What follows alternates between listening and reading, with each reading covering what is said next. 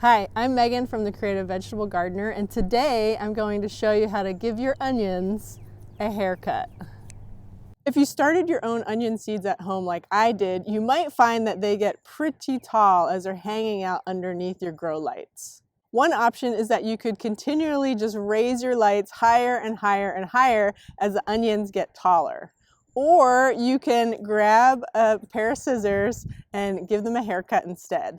This is actually the third time that I'm trimming down my onions since I started them in late February. It's pretty easy. There aren't any special tricks. All you need is a pair of scissors and your onions. I plant mine in a big flat in rows, and all I do is take my fingers, kind of like I'm cutting someone's bangs, and use my scissors to cut down the row. You can cut your onions down to about 2 to 3 inches tall.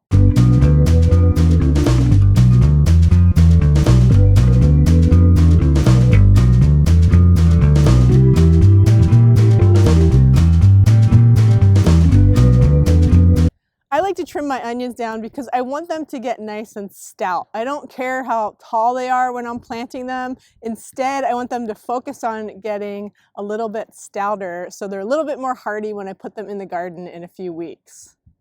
You could compost all the trimmings, or you can do like I did, and I save them in a little Tupperware, and I'll just cut them or chop them into little pieces and put them on top of salads and soups and other dishes in the next few days. Like I said, this is the third time that I've given my onions a trim, and you can continue to do so every week or two whenever they get tall and start going into your grow lights, all the way up until you put them in the garden. That's it, pretty easy. Take it from me, trimming your onions is way easier than trying to cut your own bangs.